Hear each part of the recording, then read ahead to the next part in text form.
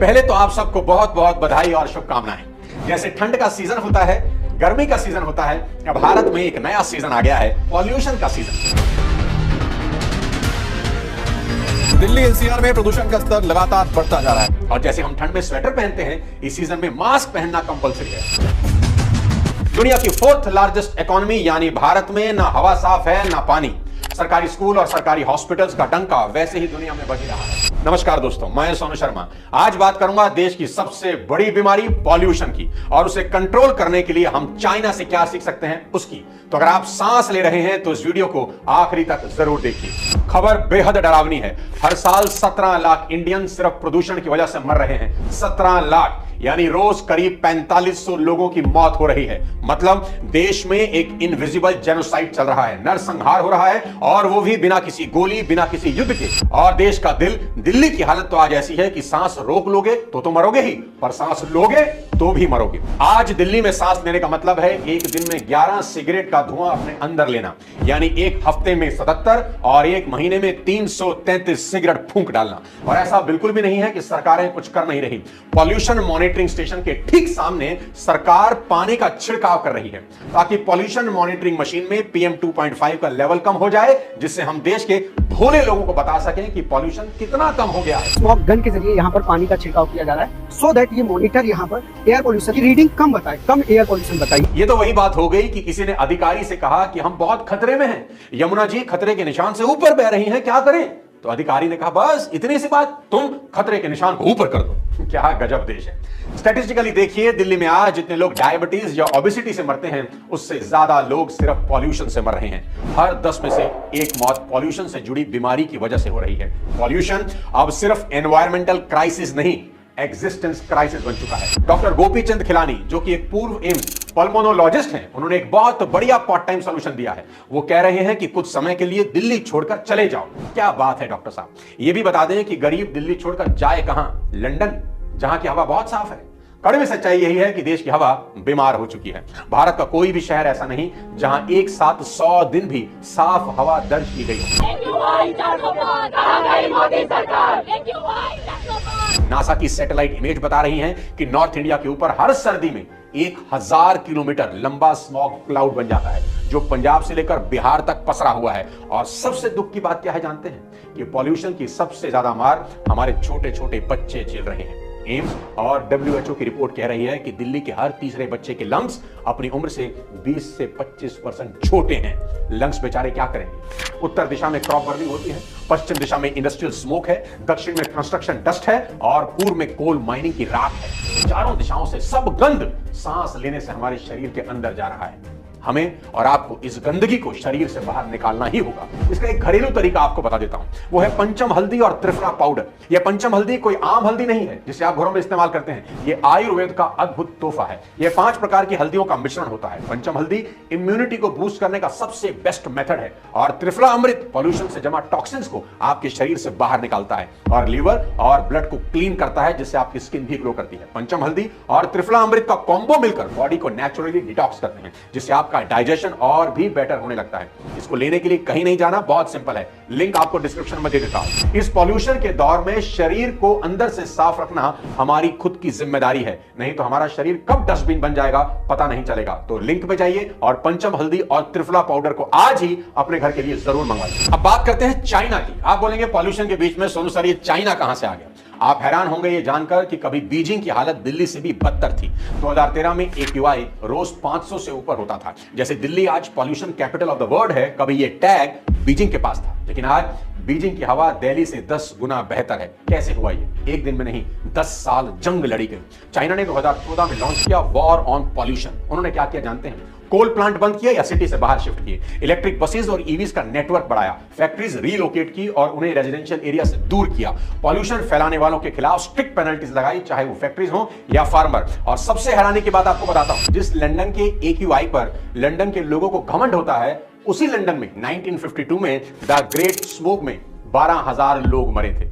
उसके बाद यूके ने क्लीन एयर एक्ट लेकर आया और आज थेम्स के किनारे बच्चे साइकिल चलाते हैं शान से। मतलब साफ है, जिन्होंने चाहा उन्होंने बदला, तो हम क्यों नहीं बदल सकते? पर सवाल यही है कि हम कर क्या सकते हैं, क्योंकि बोलने में हम सब एक्सपर्ट हैं। सरकार को यह करना चाहिए, सरकार को वो करना चाहिए, और सच्चाई यह है कि यह लड़ाई सिर्फ सरकारों की नहीं, आपकी और हमारी भी है। मेरे हिसाब से इंडिया को चाइना से 3 बड़ी बातें सीखनी चाहिए, और ये बातें सिर्फ पॉलिसीज नहीं, माइंडसेट की भी। सबसे पहली चीज, हमें पॉलिटिकल विल मजबूत करनी ही होगी।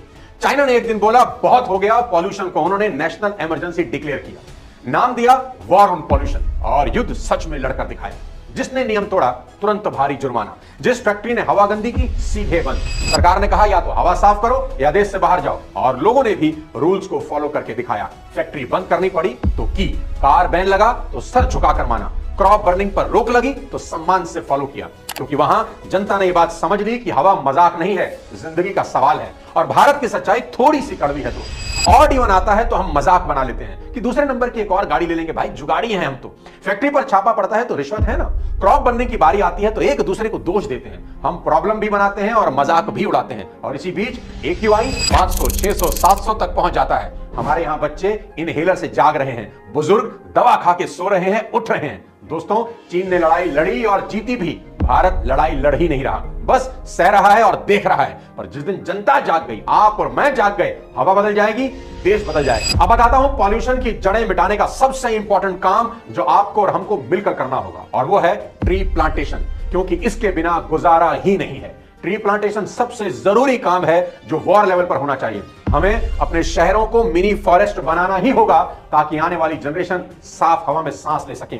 सभी फ्लाईओवर के नीचे वर्टिकल गार्डन बनाए जा सकते हैं। हर फ्लाईओवर के नीचे स्पेस में सबसे बड़ा पॉल्यूशन स्पाउंज बनाया जा सकता है। हर कॉलोनी में 100 से 200 पौधे कंपलसरी होने चाहिए। RWA और लोकल बॉडीज मिलकर ग्रीन कॉलोनी पॉलिसी लागू कर सकती हैं। हर सोसाइटी में ऑक्सीजन प्लांट्स यानी पीपल, नीम, बरगद, तुलसी लगाने चाहिए। इससे कॉलोनी का AQI नेचुरली इंप्रूव होगा, और साथ ही साथ पॉल्यूशन एब्जॉर्बिंग ट्रीज को प्रायोरिटी देनी ही होगी, जैसे नीम, पीपल, जामुन, बैम्बू। ये ट्रीज CO2, PM2.5 और PM10 को तेजी से एब्जॉर्ब करते हैं। शहर की छतों पर रूफटॉप गार्डन बना सकते हैं। ऐसा करके घर, दफ्तर और स्कूलों की छतें पॉल्यूशन रिडक्शन में गेम चेंजर बन सकती हैं। ग्रीन रूफ से टेंपरेचर कम होता है, ऑक्सीजन ज्यादा पैदा होती है। स्कूलों और कॉलेजों में ग्रीन ऑडिट होना ही चाहिए। स्कूल हर साल अपनी ग्रीन स्कोर कार्ड निकालें।